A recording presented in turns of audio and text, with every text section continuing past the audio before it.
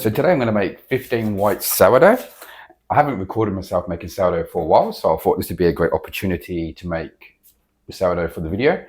It's completely white with no whole wheat. Today is 22.4 degrees, but it's going to go up to about 25. So my water temperature, because I want to keep my dough temperature about 25, 26. So the water's at 28. And the flour is at 24, so that should be good. The mixer will give it a degree more on the temperature, and we should be able to finish off with a dough temperature of 25 to 26. So I'm going to add all the water. And I'm going to leave a little bit left for the salt. And I have the salt mixed up here. So I've got 15 loaves, or 10 grams per salt per loaf is 150 grams. So I've got the batch recipe here. So we're going to need bread flour of 6,750 grams. The starter is 1,500. Starter I fed last night, about 8 hours ago. And you'll notice it's starting to sink. And that is ready to go. If I just knock it back, yeah, it's really good. And it smells nice and it doesn't smell acidic. So I'm going to add all that to the mixer. Let me just turn the scale on. Make sure I've got, so we need 1,500 grams of starter. I'm going to tear that to 0. And to the water, we are going to add all this. This should be perfect amount, weighed up, but this is 1,500 grams.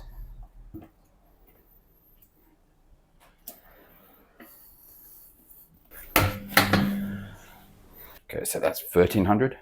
So you just need 200 more. Yeah, this is almost perfect. I like to weigh this out perfectly. I still have my starter in my starter jar, which is in the fridge.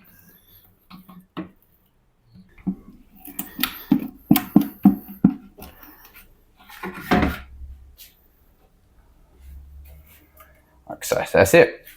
That's 1,500 grams, and it's literally almost the whole thing. I'll put that in there. So the mix is on slow, and break up that starter. Put it on speed 2. And we're just going to break up that starter in the water before we add the flour. Now that's mixed in, I'm going to add the flour, and we're going to Autolyse this for 30 minutes. So I'm going to add the salt and the water over here, out of the way. Now I've got my white flour. It's an organic premium white flour. If you actually look at the bag, it says here, protein is 12.5 grams. But that can be anywhere between 12.5 and 14 from experience. So yeah, so this is my flour. And I've got it weighed up at 6,750, 6,750. So I'm going to add half that bag into the mixer and mix it in. So you put in only half for now, that way you can mix it in a bit better. And we just mix that in on slow speed. I usually do about speed 2. There's only half the flour now, and we mix this in until I see no more dry spots. This will stop any flour. Putting in half the flour only will stop any flour building up on the bottom, because it's really, really wet. It's going to pick up everything. So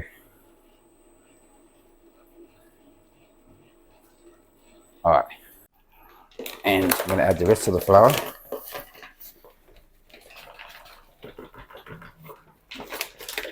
Like so. We're going to Autolyse this for half an hour, but let's just mix this in until there's no more dry spots.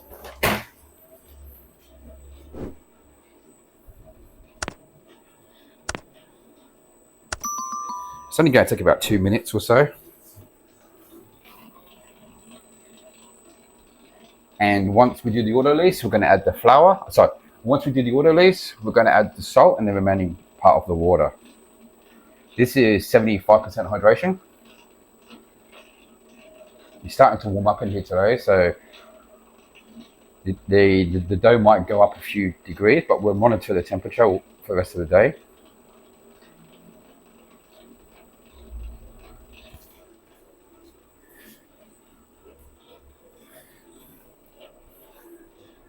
I could push this mixer to about 18 to 20 loaves. I might actually do a video soon where I max out the mixer to the brim. And we're just going to scrape down the sides. Like so.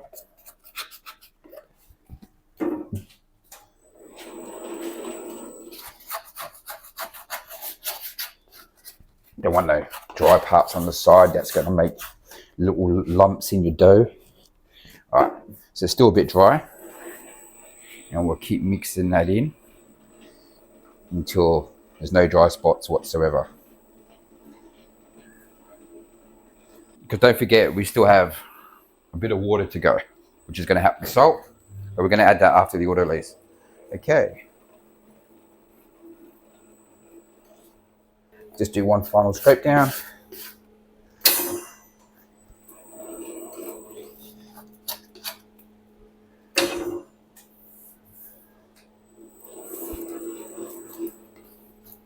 Like so. Okay, I'm going to leave that for half an hour before I add the rest of the water and the salt.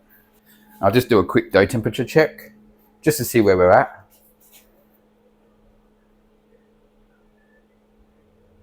We're sitting about 26.8. So this is where I want to be because the room temperature is 23. We're not going to go higher than 24 today. So this dough temperature will drop. So when it's colder, I like to have the dough mix at a higher temperature so it drops. And in summer, we like to mix it at a colder temperature because it's going to increase. So hope that makes sense. All right, we cover this up and let it Autolyse for half an hour and come back. So I'll just put on here that I added the starter at 12:45. This is PM Australia, a bit later in the day for me. And the temperature was 26.8 degrees Celsius or 80.2 degrees Fahrenheit. I fed my starter about 8 hours ago, and that was 700 grams of flour, 700 grams of water, and my starter, which is what I call Susie, was 200 grams, which was a ratio of 1 to 3.5 to 3.5. And yeah, I didn't put the start temp today, but yeah. The water was 75% hydration, 325 mils per loaf, and the total was 4,875 grams or mils, which is the same thing. Starter 1,500, salt was 150, had no whole wheat. The bread flour was 450 per loaf at a total of 6,750 grams, and that was for 15 loaves. So it's been half an hour, and I'm going to add the rest of the salt. So the starter's been in here now for 30 minutes, so it's already got a head start. Let's just add some of that in there. Add it bit by bit, mix that in. Add a little bit of the water.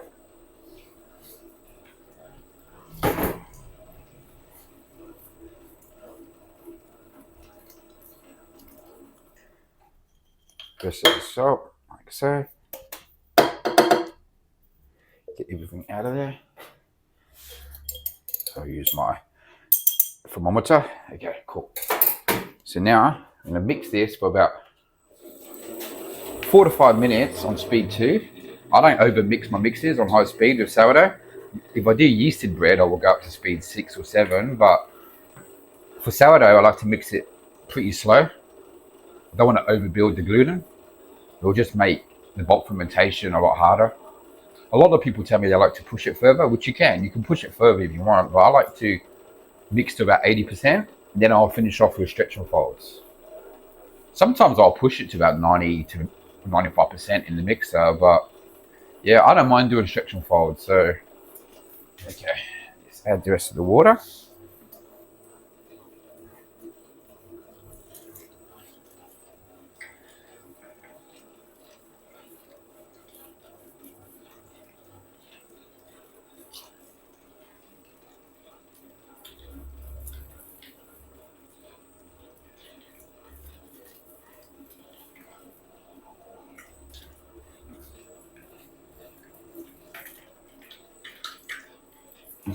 Now I'm gonna, still got a bit of water to go, but I really want that to take all that current water that I've put in. So I'm gonna wait about 2 or 3 minutes. If you go adding too much water at one go, it's just gonna become soup. There's no whole wheat in this, so at 75% hydration, this is going to be a bit more stickier than when I put the whole wheat.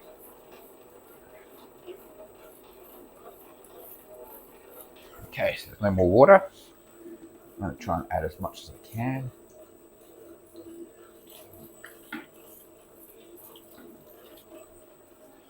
Still got this to go. Just take it easy. Don't go too hard.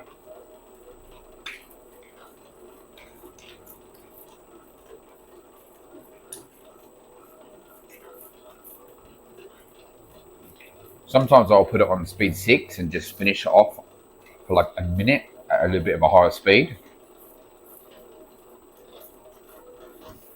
Okay. Add the remaining water. Holding back the water really lets the mixer mix properly. Gives it a chance to build the gluten.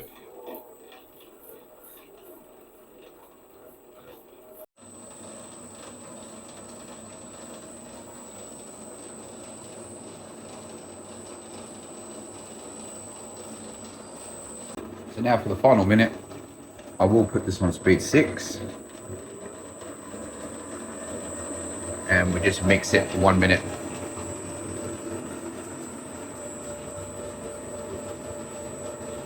You don't want to go too long, just a minute, that's fine.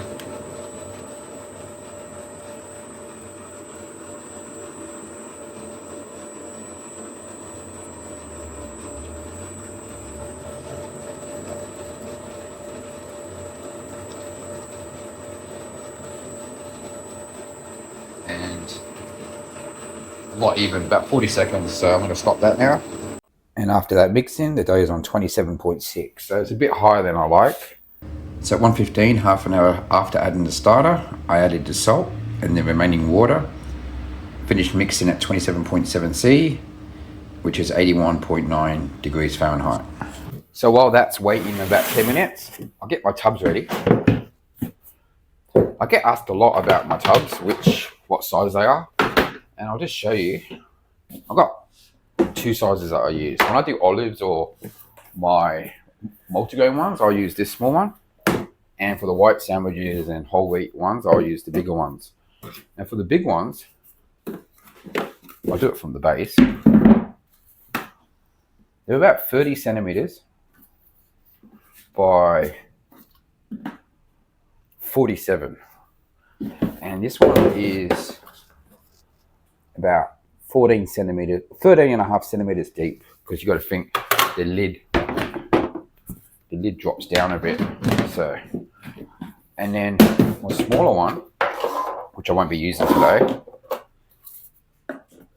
that's like 25 and a half by 35, and it's about 11 and a half centimeters deep. But for today, I'm just going to use this one here. So it doesn't stick, I use olive oil, and I'll just oil up the tub.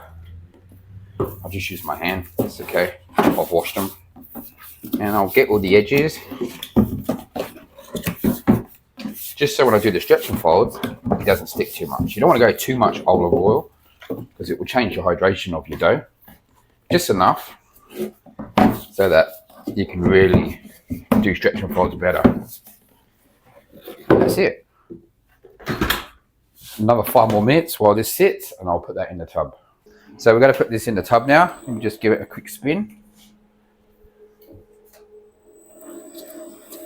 And it's got some pretty good strength, if you feel it. Not completely, but it's about 80%. That's where I want it. So let me put it in the tub. So I'm just going to cut this out in the mixer bit by bit.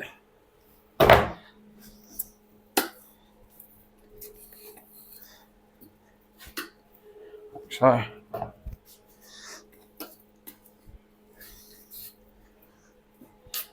I do wish this mixer was a bit higher, I must admit. I am looking at a stand to get this one.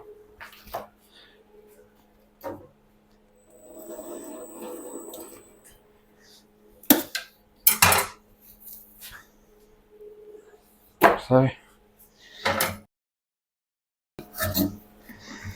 in this one tub. And I'll go to my scraper now and just get the remaining dough out. And that's about it. I will clean this off a bit up in between the stretch and fold, so I'll cover it up so it doesn't dry out. Now I will do a stretch and fold on this quickly. I'll just wet my hands and I'll just do a quick stretch and fold.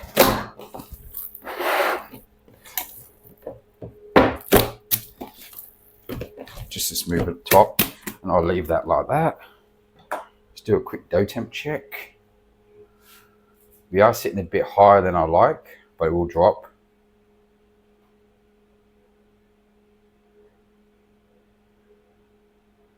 We're on 26.8, maybe 27. But the room temperature is only 23.7, so that's going to drop. So it's going to be a nice temp. Not too hot, not too cold. And I'm going to take a dough sample using my Aliquot jar. This just measures the bulk fermentation. We're also going to mark the side of the tub. So let me just take some of this out.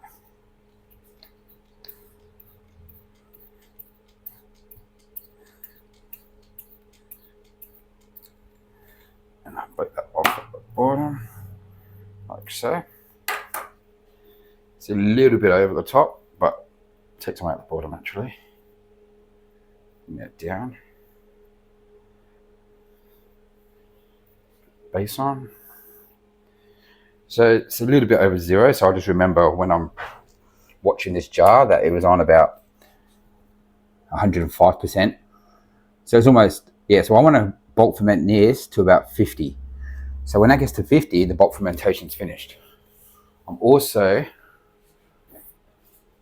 get my hands, just flatten this down a bit. I'll mark the tub too. I like to test both ways. And that's roughly, it's a bit of a curve, so it's about there. So that's 50%. I'm going to wait till it gets to there until I shape it. All right, so I'm going to do 2 stretch and folds, 40 minutes apart. So in 40 minutes, and then the final one in 40 minutes, and then we'll do the remaining of the bulk fermentation, and we'll put it in the Banneton. Okay, so we added the yeast at 12:45. We Autolyse to 115. These are the dough temp checks. After we finished mixing the salt and the water, we let it rest for another 10 minutes. We did the dough temp check, 27 degrees Celsius, 80.6 degrees Fahrenheit. And in 40 minutes, we will do the first stretch and fold, and then an hour and a half, the second stretch and fold. So let's say for example, 2:10 will be the first stretch and fold, and then 2:50. And I'll do dough temp checks there. I'll write this down just so I'll remember, especially if we're doing multiple doughs. So I'll come back at 2:10 and do the first stretch and fold. So I've completely cleaned the mixer in between the stretch and folds. Always like to get the dough out of this as fast as possible. It's literally becomes concrete if you leave the dough in here. So that's nice and clean. So we're going to do our first stretch and fold. And wet my hands.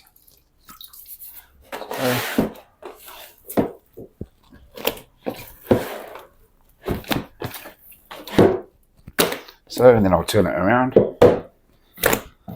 tuck the ends under, just so that when it stretches, it's kind of like stretching on itself, building more of the gluten. And let me just do a dough temperature check. Hopefully we're coming down to where we want to be, 26.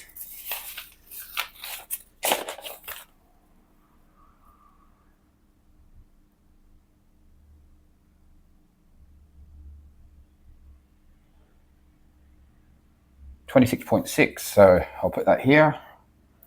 26.6 Celsius, and I'll update the Fahrenheit. Yeah, so 26.6 degrees Celsius is 79.9 degrees Fahrenheit. The dough isn't rising much in the Aliquot jar or on the side, but think of bulk fermentation like a hockey stick. It starts off slow on the curve, but then it goes really, really fast on the last hour, the last 2 hours or so. So that will speed up. And the room temperature is 23.9, so it's not warming up as much as I thought it would today. So mixing the dough a bit warmer at 28 is good, because over the 5 or so hour bulk ferment, the dough temperature is going to drop down to about this. I really don't want to go below this temperature for my dough, because then I'll have to prove it to like 70%. So on the second stretch and fold, you can see it's growing, especially on the side here. But after the stretch and fold, we will leave it for a few hours. And if you actually look at the top of it, we've got a lot of activity. We've got a curve. So that means it's strength. So we don't need to go, after the stretch and fold, that's enough. You've already got strength. You can see it by the curve. If it was more flat, you'd be like, okay, I need to build more strength in this dough. But at the moment, I can tell one more is enough. Now lift it, get as high as I can. Like so. Grab it from the middle. Sticking on the side. It's all right. Grab it from the middle. And yeah, that's nice. Put it underneath. This is really nice dough. So we're going to leave this now until it gets to 50%, and then we'll shape it. We'll pre-shape it, put it in a Banneton overnight, and then we'll bake it tomorrow. My fridge is set to 2 degrees, but I'll explain that more when we get to that stage. We'll do a dough temper check.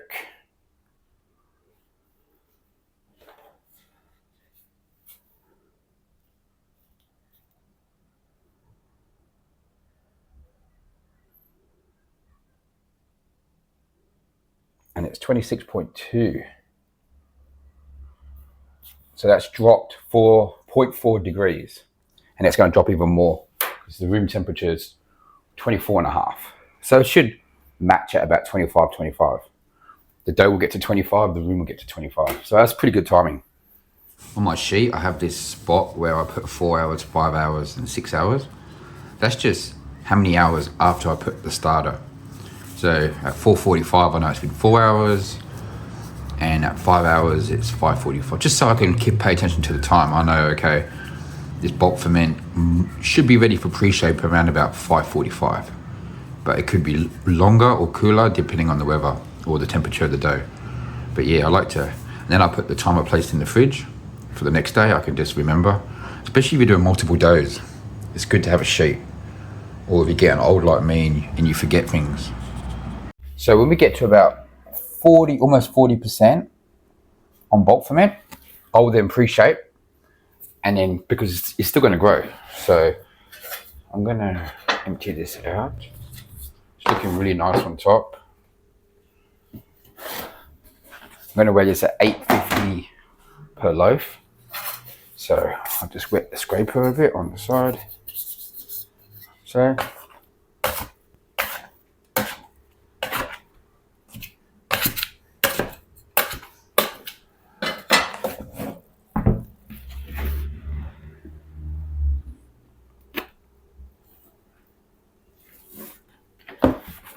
perfect. Pull that out. And I'm going to cut this between 830 to 850 grams for the pre-shape. Turn the scale on. It's still fluffy, it's still bouncy. This is where we want to be. If it was too sticky, we would think, okay, it's 850. If it's too sticky, we'll know it's overproof. So, here's one.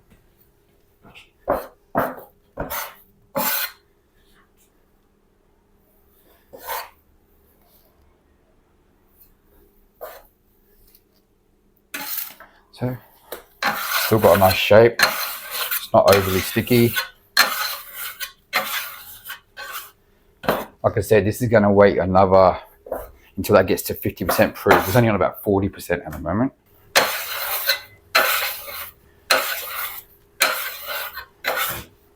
So about 20 minutes, I reckon. And this will go in the Banneton. And then I'll place it in the fridge overnight.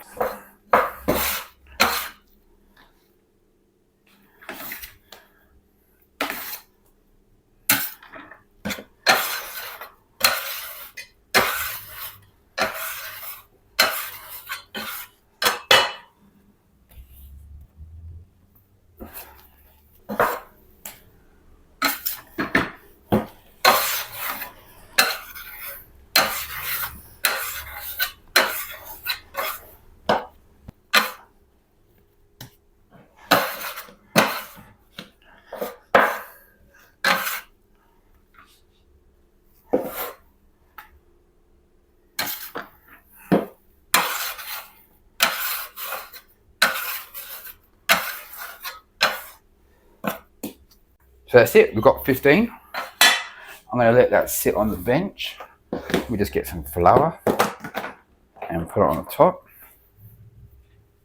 Stops it from drying. Just gives it a nice top, easier to shape when we put it down on. Pop that bubble. Cool, I'm going to leave this until this gets to 50, which we're very close. We're about 20 minutes away. So in 20 minutes we will put them in a Banneton. And we finished off with a good dough temperature of 25.9, which is almost perfect to where I like it to be at 26. So this really got into a good spot. So yeah. So the dough's ready to go. It's actually almost on 50%. Remember, we were a little bit above 0 when we started. So by the time we shape it, let it sit for 5 minutes in the Banneton, put it in the fridge, it will be over 50%. I've got some Bannetons without all the liners, which gives it a nice, like on the pattern on the side after you bake, and some I keep with the lining on so that it's smooth. Alright, so got my rice flour here. I don't always use rice flour, sometimes I use just plain flour. But yeah, this is how I like to do it sometimes.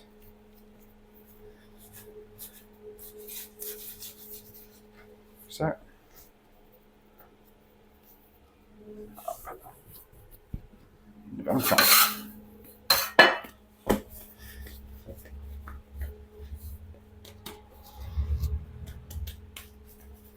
and I just roll it with my thumb, give it a nice shape, like so.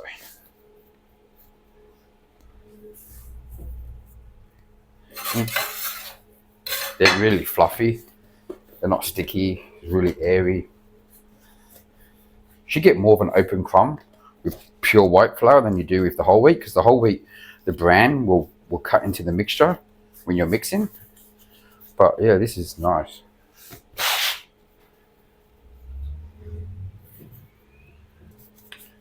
I've got multiple ways of shaping. That's one way.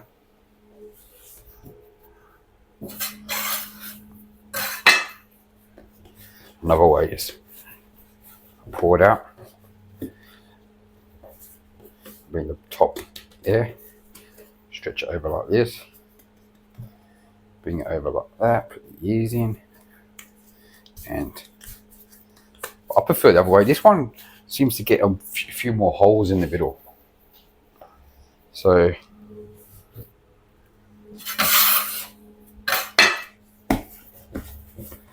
yeah, I've been doing my triangle. This is what I call the triangle way. Been doing this a lot more lately.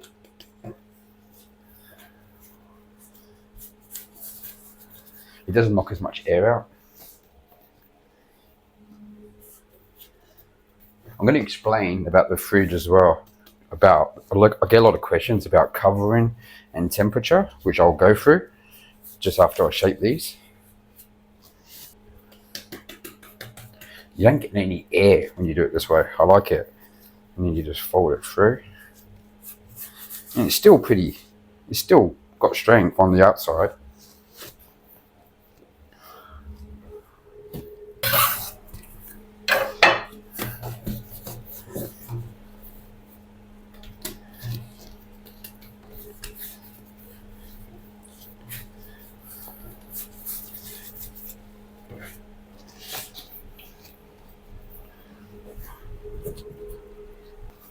that's the last one.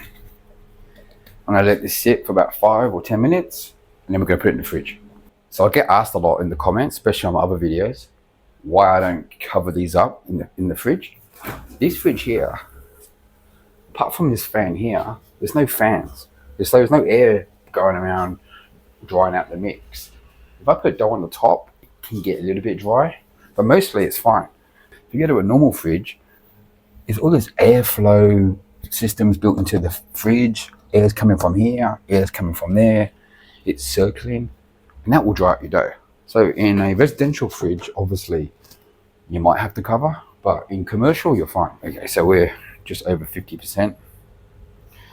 The dough is bouncing back slowly enough. I'm going to put these in the fridge.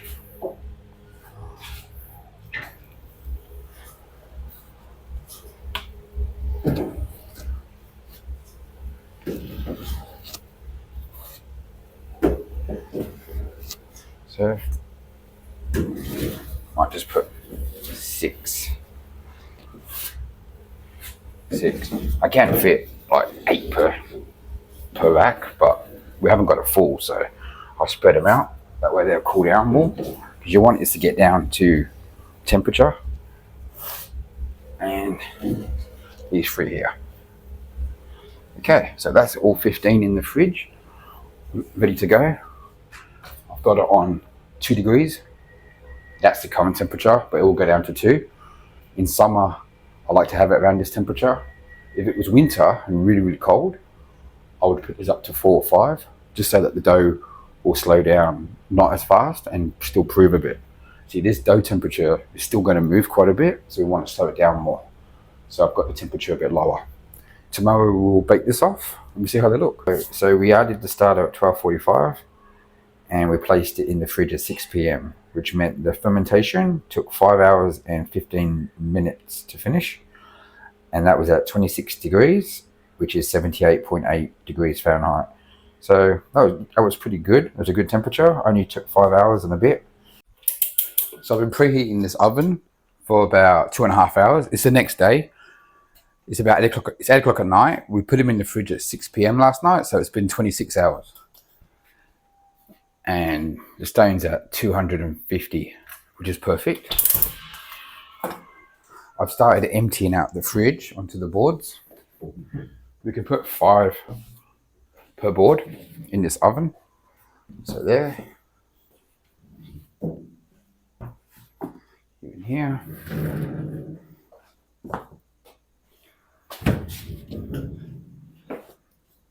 Like so.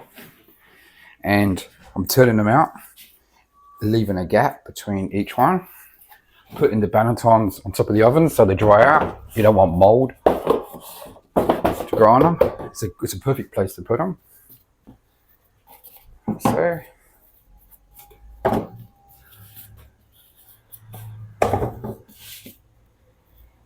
I'm not spreading too much, so it's like they prove really, really good. Okay, I'm working fast here. I'm going to put rice flour on half of them.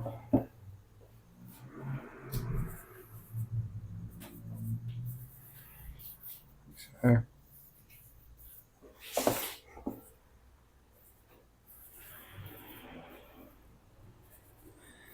like so. And now I'm going to score. So I like to put a pattern, like I always do.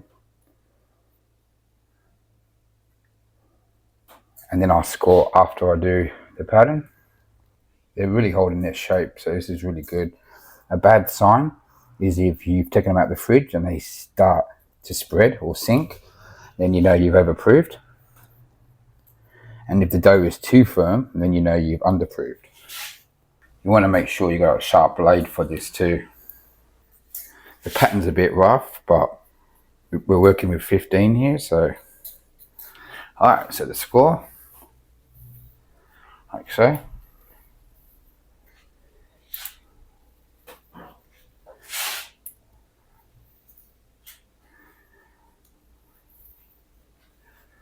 So, So I've got the knife at a 45-degree angle.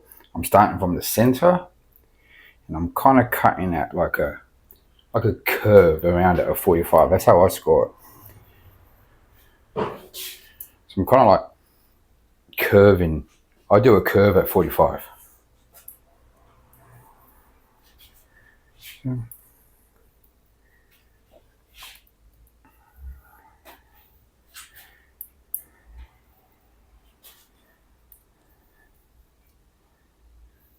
All right, that's it.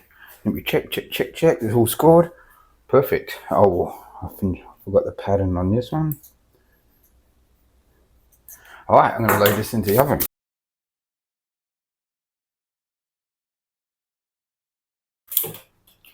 Open this up. Always put the back free straight and the bottom one front. I mean straight. That way I can straighten it if it goes in there a bit on the crooked side. So.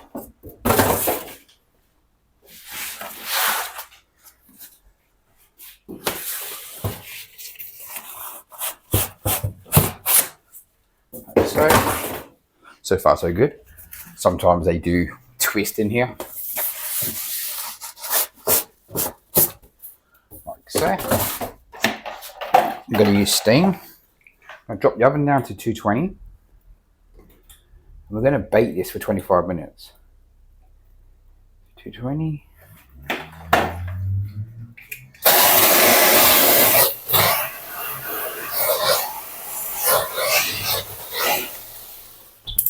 Alright.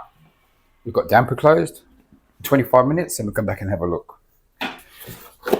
And all these damp, you feel a damp, so I'll put these up here and they will dry out overnight.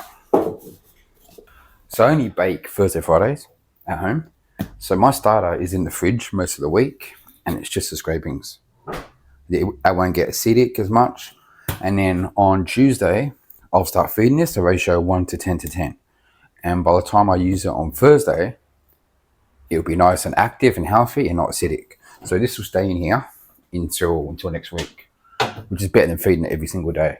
I've had that starter a long time. If I had a new starter, I would be feeding it every day, but I've got a very active starter, so.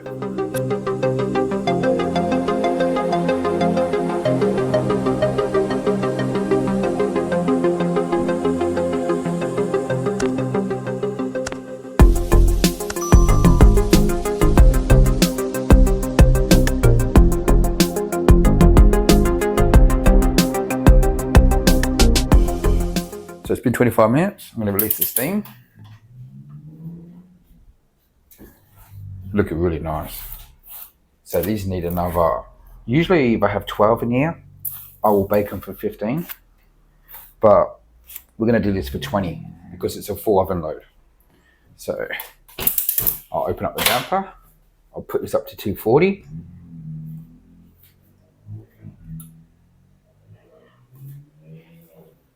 And we'll bake this for 20 minutes. So it's been about 20 minutes since we released the steam. Let's have a look how these look. Yeah, they look really nice. Probably could have went 18 minutes. But yeah, I'm going to pour these out.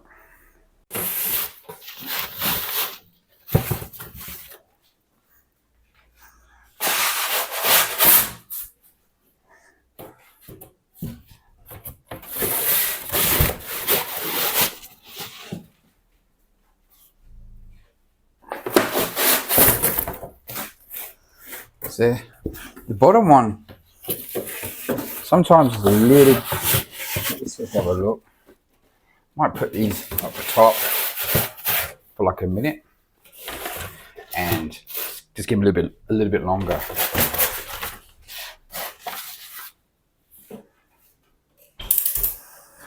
If you ever want to test if it's baked in the middle, just put a thermometer all the way through like I have here, which is pretty much in the middle.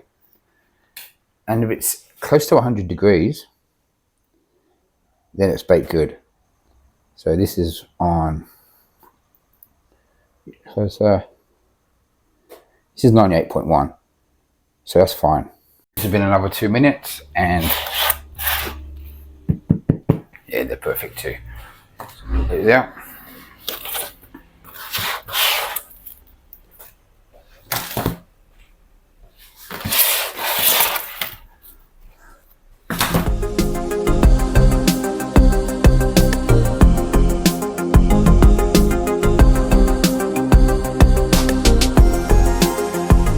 In the next week or two, I'm actually going to pull this apart, take the stones out and clean out. So I'll make a video while I'm doing it, and I will actually do a review of this oven at the same time. So I'll pour it out, clean it, and I'll talk about the oven and show more of how it looks inside with all the stones out. So hopefully in the next week or two, I'll do that. Set it on the rack, they're all cooling down. You need at least 4 hours before you cut into these because they're still in the side, will be soft still. So you want it to cook through. And yeah, well, thanks for watching the video.